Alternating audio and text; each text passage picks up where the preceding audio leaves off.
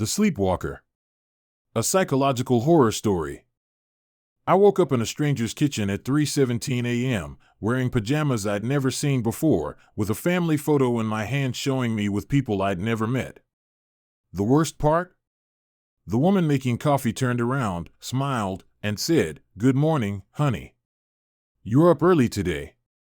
That was the moment I realized my sleepwalking wasn't just taking me out of my apartment, it was taking me into other people's lives. My name is Alex Turner, and I'm a 24-year-old graduate student at the University of Chicago. 3 months ago, I started having what I thought were just vivid dreams. I'd wake up exhausted, with dirt under my fingernails and scratches on my feet, but I figured it was just stress from my thesis work on cognitive psychology. That was before I discovered I'd been living multiple lives in my sleep. Chapter 1: The Henderson House. The woman in the kitchen was about 50, with graying hair and kind eyes behind wire-rimmed glasses. She was wearing a floral robe and moving around the kitchen like this was completely normal, like finding a strange man in her house at 3 a.m. was just another Tuesday. "I made your favorite," she said, sliding a plate of scrambled eggs toward me. "Extra cheese, just how you like it." My heart was pounding so hard I could hear it in my ears. I looked down at the pajamas I was wearing, blue striped cotton that definitely wasn't mine. The family photo in my hand showed this same woman, a balding man who must be her husband, 2 teenage kids, and me. All of us smiling like we'd known each other for years. But I had never seen any of these people before in my life. "Mrs. I'm sorry, what's your name?" I managed to stammer. She laughed, a warm sound that made my confusion even more terrifying. "Oh, Alex, you're so funny." "It's Mom, silly." "Same as it's been for 24 years. "Mom?" This woman thought I was her son? "I think there's been some kind of mistake," I said, standing up so quickly the chair fell backward. "I don't live here. I live in an apartment near campus. I'm a graduate student at U of C. Her expression shifted from amusement to concern. "Honey, are you feeling okay? You know we don't joke about the sleepwalking episodes. Dr. Reeves said they might cause some confusion, but..." "Sleepwalking episodes. Dr. Reeves." This woman knew about my sleepwalking, but how? "What do you mean, episodes?" "Alex, sweetie, you've been doing this since you were 12. Walking around the house at night, sometimes going outside. Last month you tried to make breakfast at 2 a.m. and nearly burned down the kitchen." She reached out to touch my forehead. "Are you running a fever? You seem really disoriented." This was impossible. Completely, utterly impossible. But here I was, standing in a stranger's kitchen, wearing clothes that apparently belonged to me, looking at a family photo that somehow included me, talking to a woman who claimed to be my mother. But here's what made my blood run completely cold. When I looked around the kitchen, I recognized things. The coffee mug with the chip on the handle. The magnetic letters on the refrigerator that spelled out Alex's chores.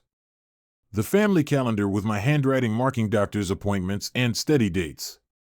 Either I was having the most vivid, detailed dream of my life, or somehow, in some impossible way, this woman was telling the truth. "Mom," I said, testing the word. It felt foreign on my tongue, but also strangely familiar. "Can you tell me about Dr. Reeves?" "Your sleep specialist, honey. You've been seeing him since high school. He's the one who prescribed your medication and suggested we lock the doors at night so you don't wander outside during episodes." "Medication? What medication?" She walked to a cabinet above the sink and pulled out a prescription bottle. "You forgot to take your pills last night, didn't you? That's probably why you're so confused this morning." I looked at the label, clonazepam, prescribed to Alex Turner Henderson. Same address as this house. Same birthday as mine. But my last name wasn't Henderson. It was Turner. Just Turner. "Mom, what's my full name?" "Alexander James Henderson Turner. You hyphenated when Dad adopted you, remember? After your biological father." Her voice trailed off, and she got that careful look people get when they're avoiding a painful subject. The room started spinning. I sat down heavily, gripping the edge of the table. I need to go home, I whispered. You are home, baby. This is home. But that was the problem. Looking around this kitchen, breathing in the smell of coffee and eggs and something that might have been fabric softener, I was starting to feel like she might be right. And that terrified me more than anything else that had happened.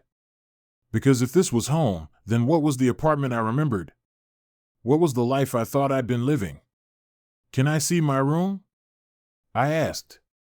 Mrs. Henderson, Mom, smiled. Of course. It's right where you left it. Chapter 2, The Room That Knew Me. The bedroom was on the second floor, at the end of a hallway lined with family photos. Photos that, impossible as it seemed, included me at various ages. Me as an awkward teenager with braces. Me at what looked like a high school graduation.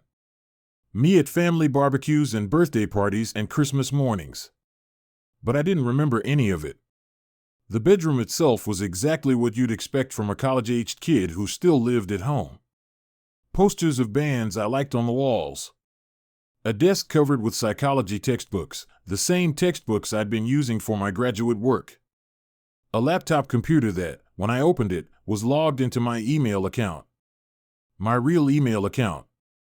With messages from professors I actually knew, about assignments I actually had.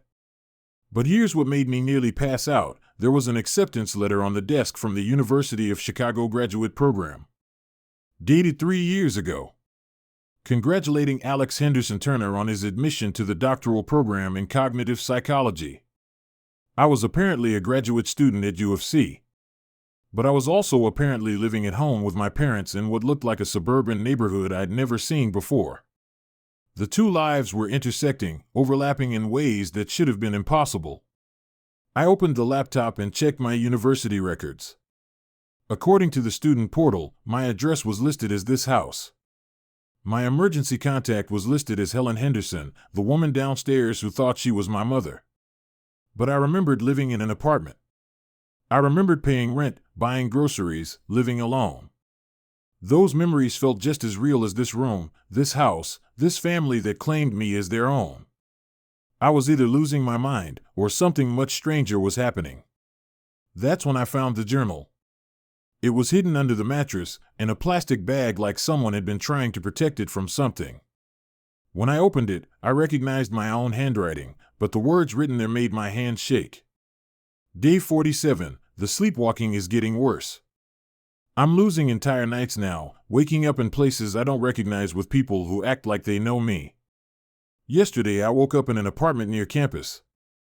There was a lease agreement with my name on it, furniture I didn't remember buying, a life I didn't remember living. Dr. Reeves says it's dissociative sleepwalking disorder, but I think it's something else. I think I'm somehow living multiple lives simultaneously, moving between them while I sleep. The worst part is that each life feels completely real while I'm in it. When I'm at the apartment, I can barely remember this house, this family. When I'm here, the apartment feels like a dream. I've been documenting everything, trying to figure out the pattern. So far I've found 3 different lives.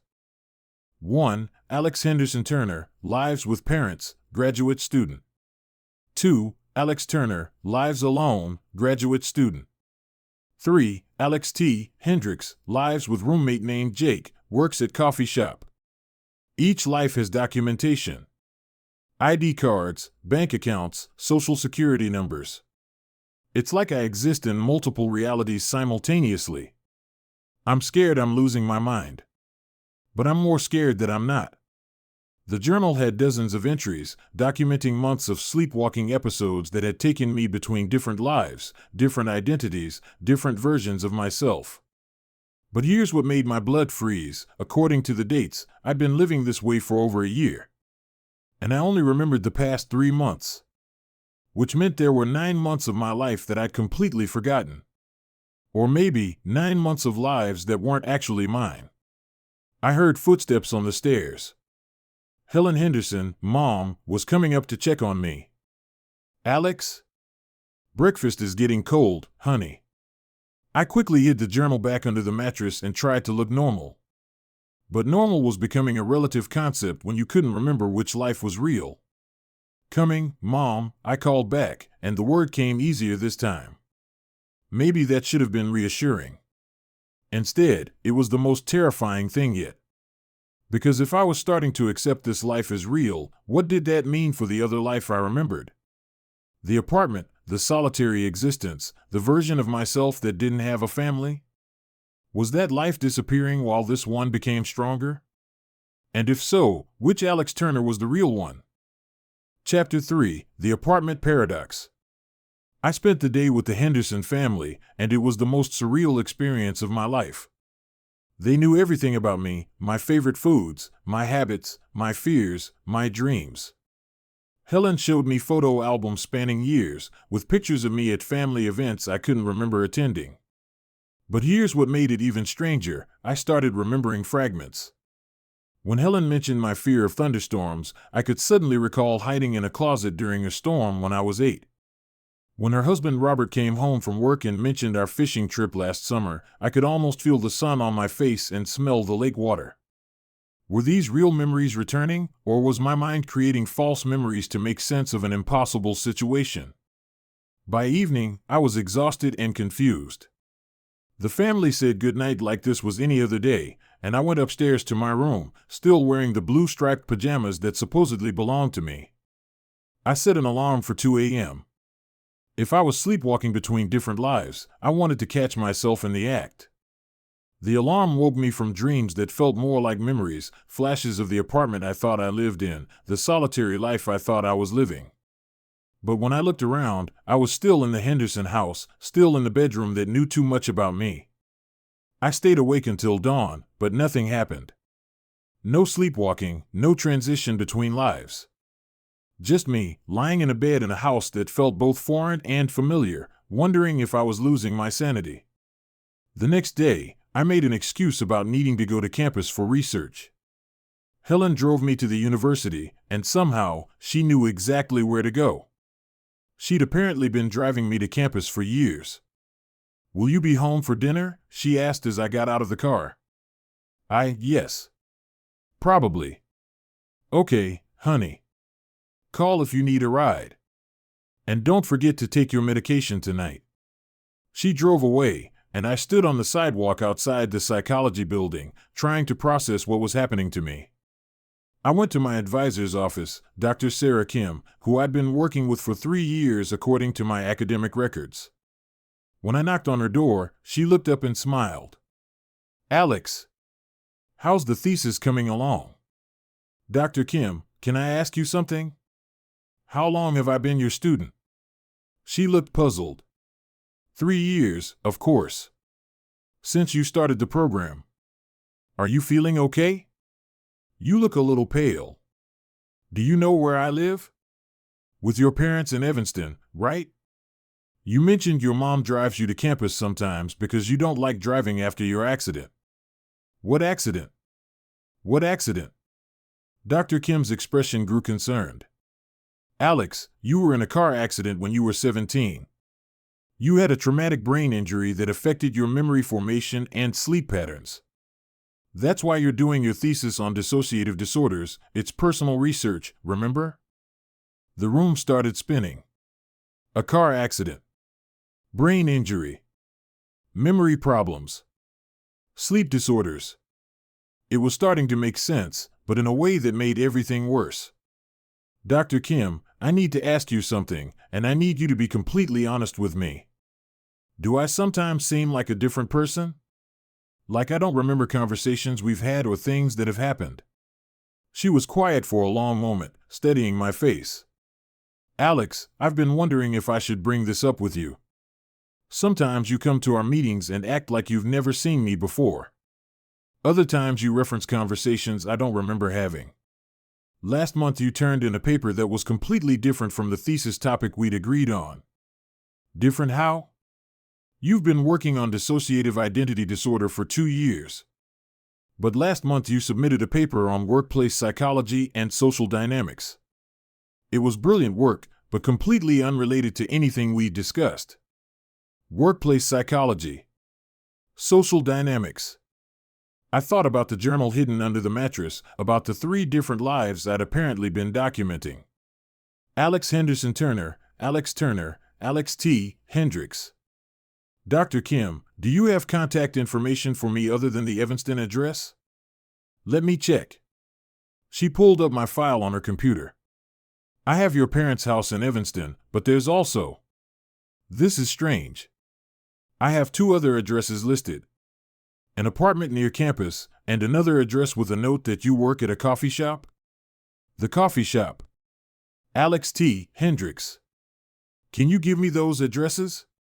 She wrote them down on a piece of paper, but her expression was growing more concerned. Alex, I think we need to discuss having you see someone about these memory issues. This level of confusion isn't normal, even with your history. But I was already heading for the door. I had 2 more lives to investigate. Chapter 4, The Apartment. The apartment near campus was in a building I'd walked past hundreds of times but never really noticed. When I got to Unit 3B, I found my name on the mailbox, Alex Turner. I didn't have keys, but when I tried the door, it was unlocked. The apartment was exactly as I remembered it from my real life.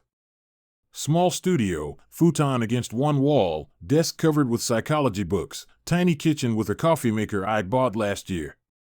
Everything was familiar, everything was mine. But it was also completely different from the life I'd just been living with the Henderson family.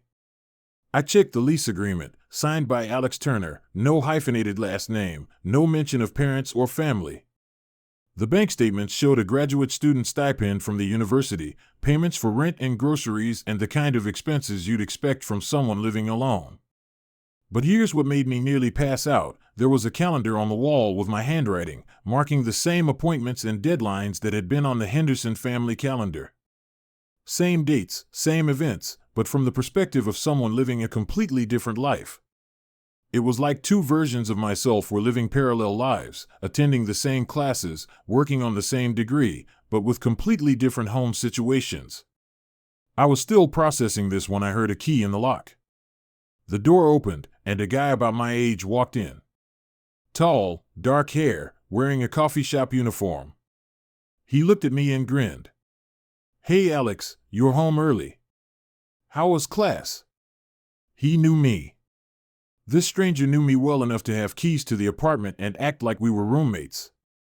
But I'd been living alone in this apartment for 3 years. Hadn't I? Who are you?" I asked. His smile faded. "Very funny, dude. It's me, Jake. Your roommate for the past 2 years? The guy who splits rent with you? The guy you borrowed $50 from last week?" Jake. According to the journal I'd found, Alex T. Hendricks lived with a roommate named Jake. "Jake, can you tell me my full name?" "Okay, this is getting weird. Are you feeling okay?" "You're Alex Hendricks." "Alex Timothy Hendricks." "Same as it says on your ID, same as it says on the lease, same as it's been since I've known you." He pulled out his phone and showed me a contact entry, Alex Hendricks, roommate. But the phone number was my phone number. "Alex, seriously, are you having some kind of medical emergency? Should I call someone? Do I work at a coffee shop?" "Dude, you work at Grind Coffee, same as me. We work the same shifts. You trained me when I started last month." His voice was getting more concerned. "Alex, you're really scaring me. Should I take you to a hospital?" I sat down heavily on the futon. 3 lives, 3 different versions of myself, all apparently real, all documented, all with people who knew me and cared about me. Alex Henderson Turner lives with parents, full-time graduate student. Alex Turner lives alone, graduate student with stipend. Alex T. Hendricks lives with roommate, works at coffee shop. And according to the journal, I'd been sleepwalking between these lives for over a year. But which one was real? Which one was actually me? Jake, do I ever seem confused about where I am or what's happening? Actually, yeah. Sometimes you come home and act like you've never seen the apartment before. Last week you asked me where the bathroom was, and you've lived here for 2 years. And sometimes you'll reference conversations we never had or mention people I've never heard of. What kind of people? You've mentioned your parents a few times, but dude, you're an orphan. You told me when we first met that you grew up in foster care. And sometimes you talk about Dr. Kim like she's your advisor, but you're not in graduate school. You dropped out sophomore year to work full-time. My mind was reeling. In this life, I wasn't a graduate student. I was a college dropout working at a coffee shop. But Dr. Kim had just told me I'd been her student for 3 years. Jake, I need to ask you something, and please don't think I'm crazy.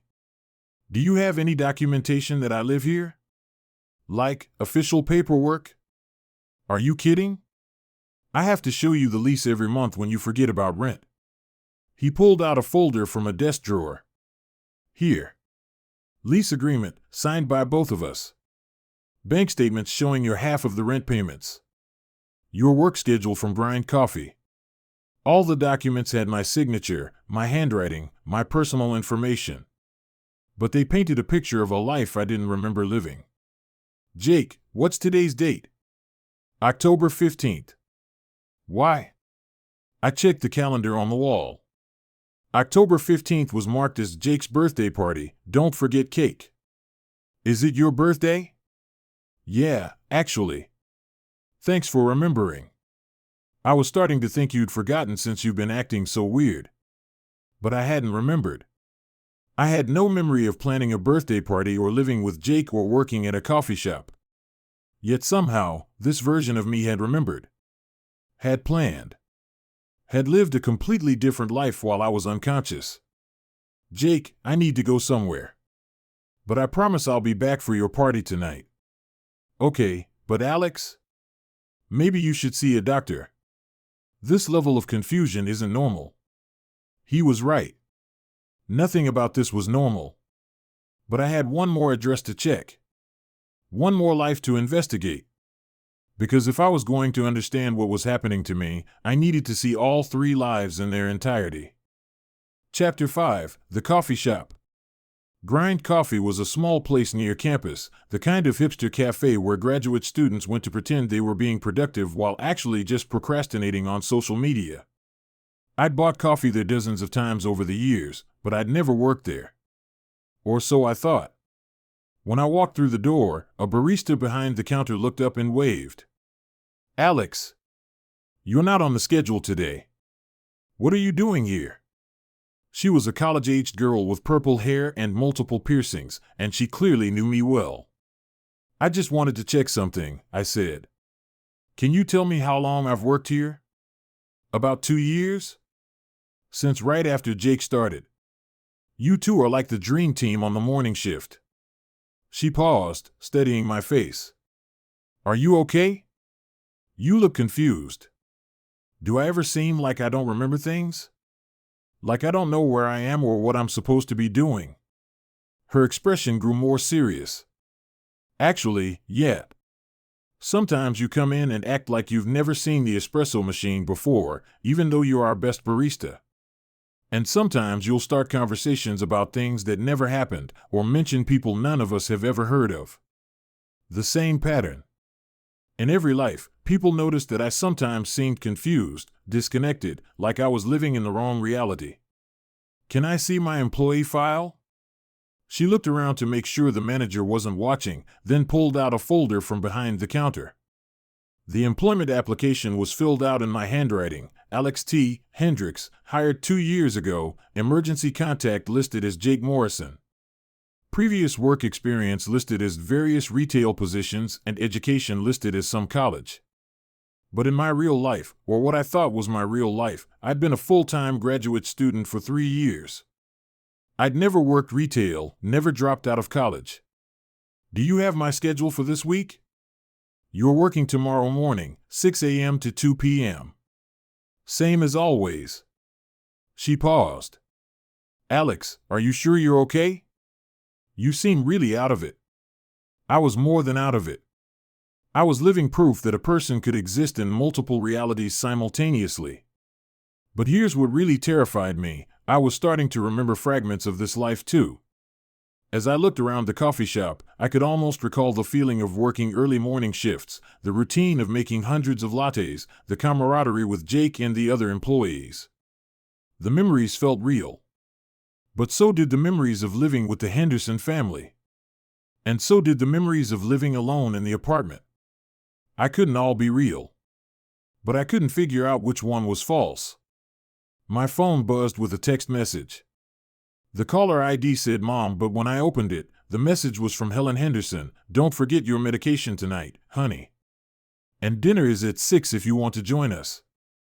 But I also had a text from Jake, picking up cake for party. See you at home. 2 different lives, 2 different commitments, both happening simultaneously. I was supposed to be Alex Henderson Turner having dinner with his family, and Alex T. Hendricks celebrating his roommate's birthday at the same time. That's when I realized the terrifying truth. I wasn't just sleepwalking between different lives.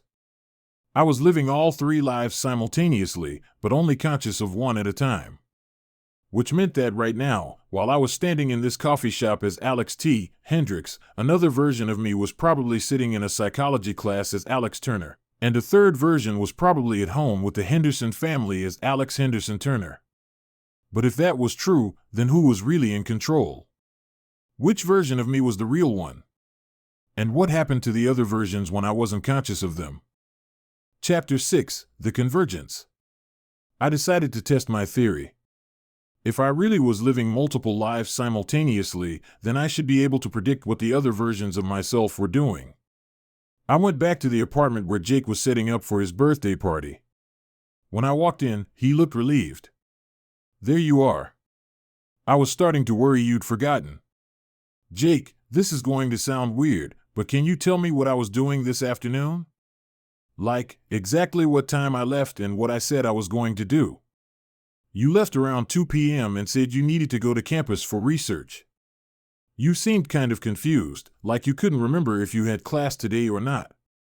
But I hadn't had class. I'd been investigating my other lives. Unless.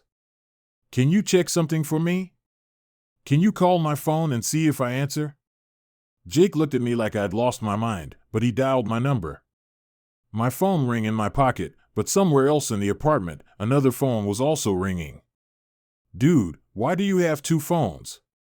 I followed the sound and found a second phone hidden in a drawer.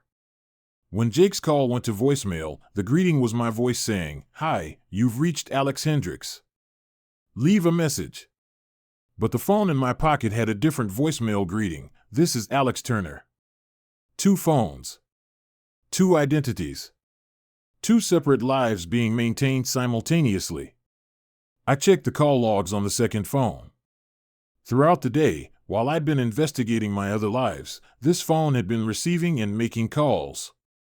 Conversations with coworkers at the coffee shop, texts with Jake about the party, even a call to order pizza for tonight. But I didn't remember making any of those calls. Which meant that while I was conscious as Alex Turner or Alex Henderson Turner, another version of me was operating as Alex T. Hendricks, maintaining that life, making decisions, interacting with people. Jake, I need to tell you something, and I need you to listen carefully.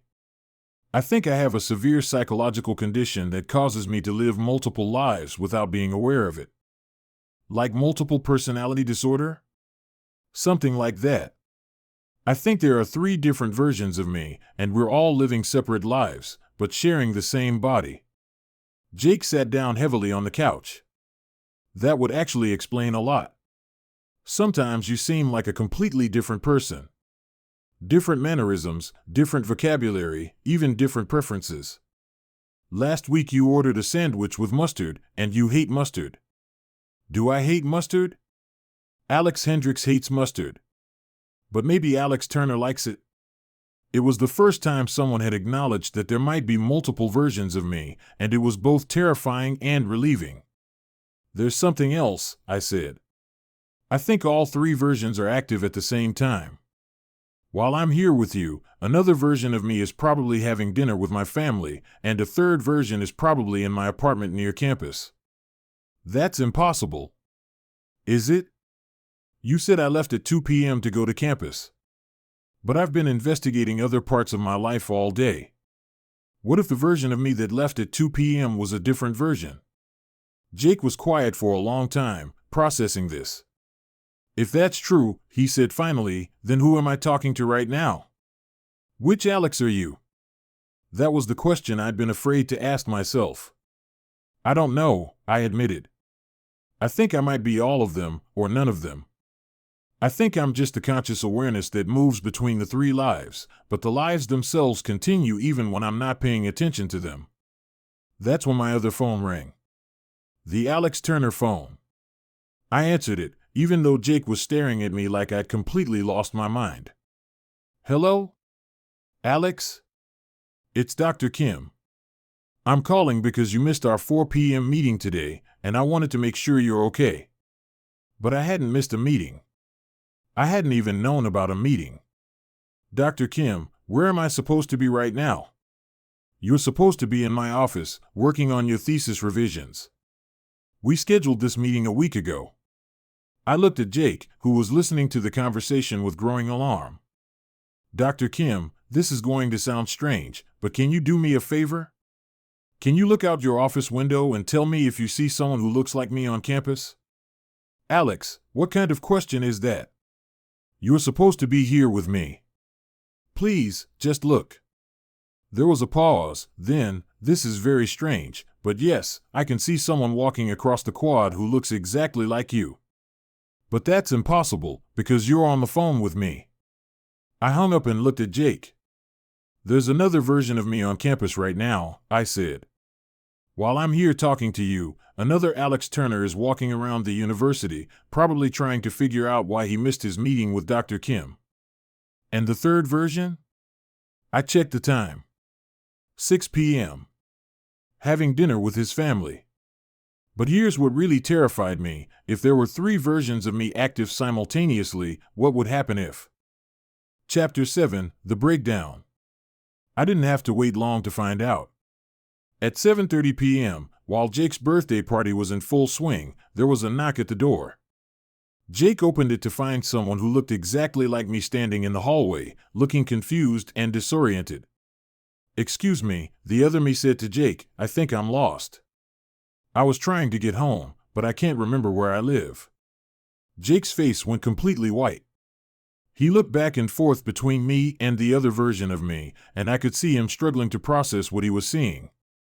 Alex, he said, but he wasn't sure which one of us to address. The other version of me, Alex Turner, I assumed, looked into the apartment and saw me sitting on the couch. What the hell, he said, his voice exactly like mine because it was mine. We stared at each other for a long moment. It was like looking into a mirror, except the reflection was moving independently. Who are you? Alex Turner asked. I'm Alex, I replied. Who are you? I'm Alex too. Jake slowly closed the door and leaned against it. Okay, he said, his voice shaking. This is definitely not normal. The two of us, Alex Turner and whatever version I was, sat down across from each other and tried to figure out what was happening. What's the last thing you remember? I asked him. I was in Dr. Kim's office, working on my thesis. Then I started feeling dizzy and confused. When I tried to leave, I couldn't remember where I lived or how to get home. I've been wandering around for an hour. Do you remember living with parents? Or working at a coffee shop? No. I live alone in an apartment near campus. I'm a graduate student. He paused, studying my face. But you look exactly like me. How is that possible? Before I could answer, there was another knock at the door.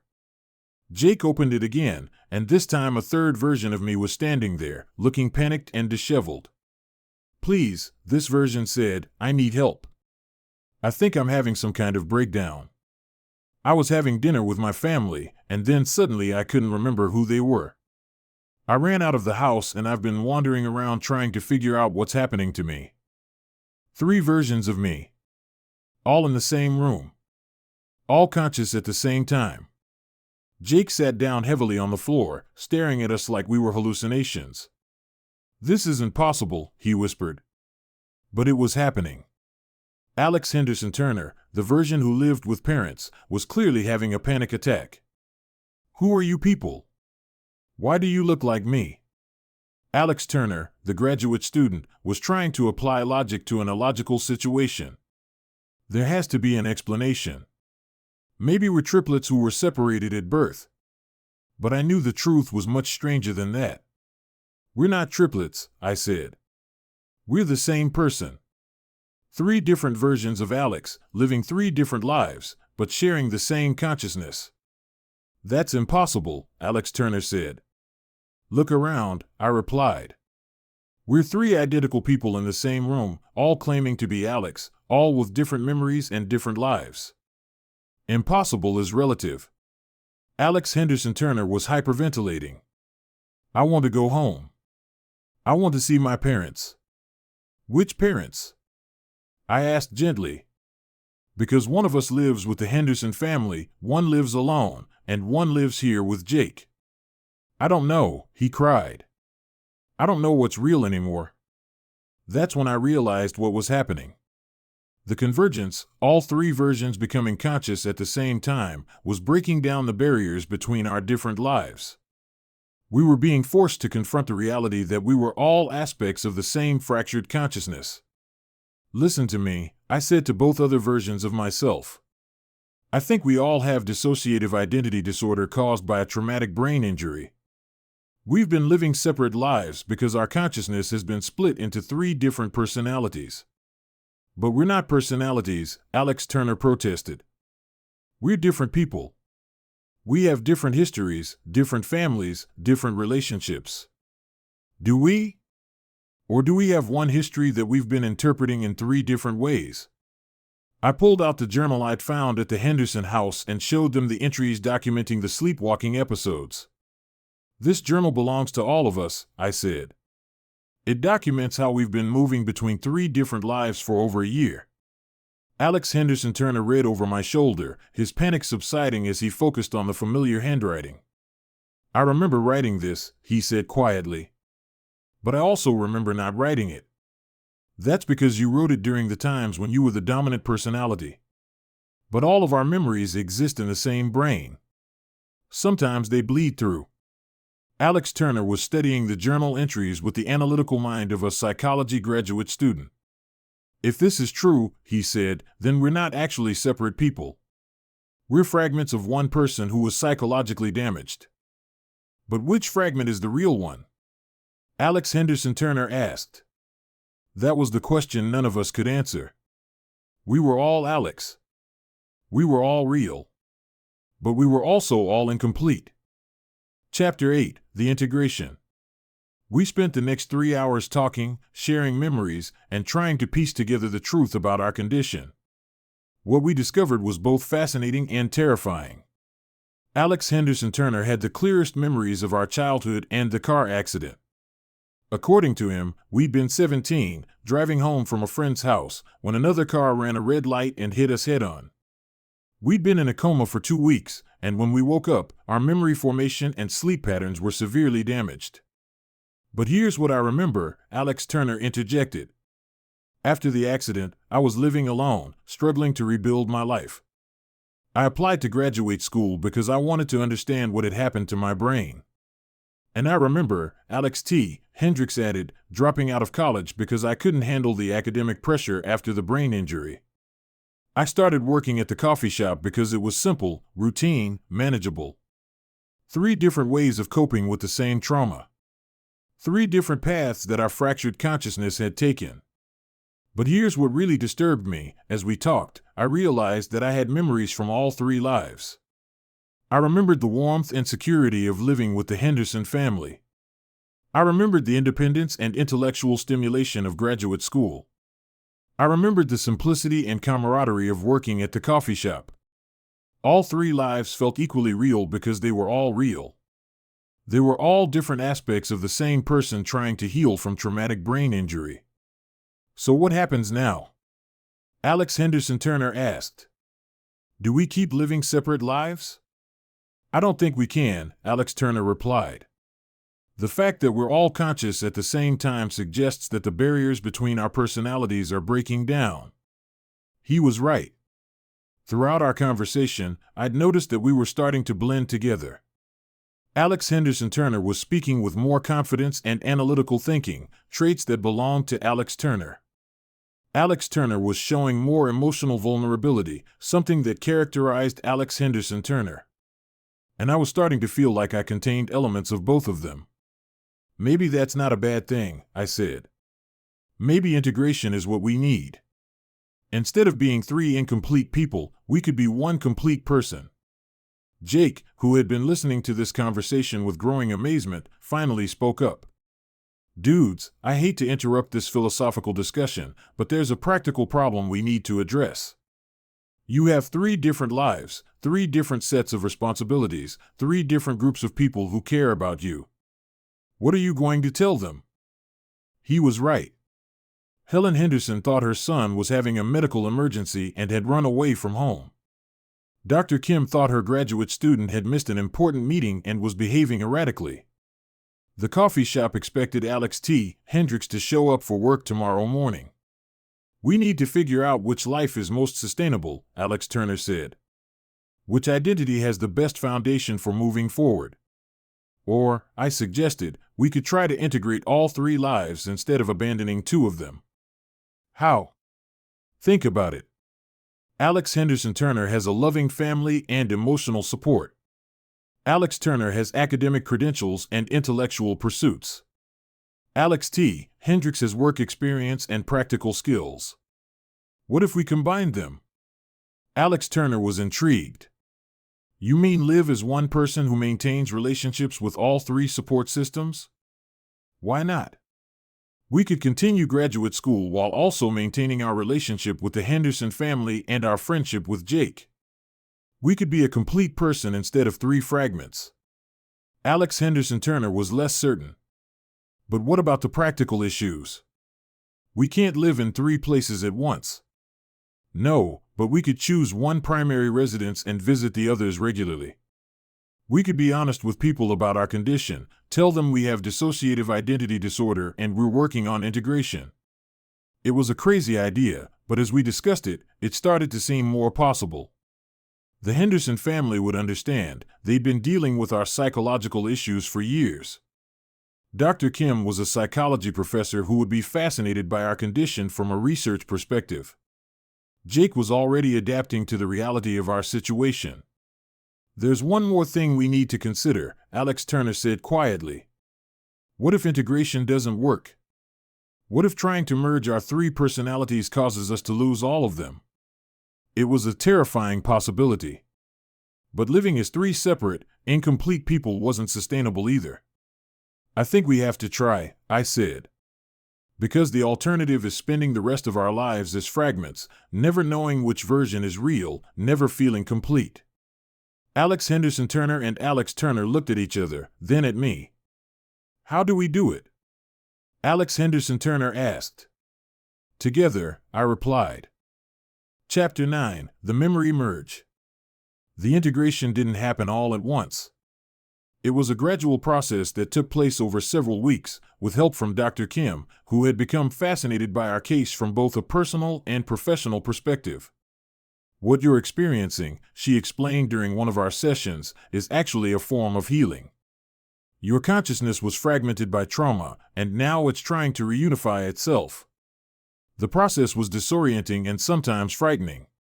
Memories from all 3 lives would surface simultaneously, creating a confusing jumble of experiences that I had to sort through and organize.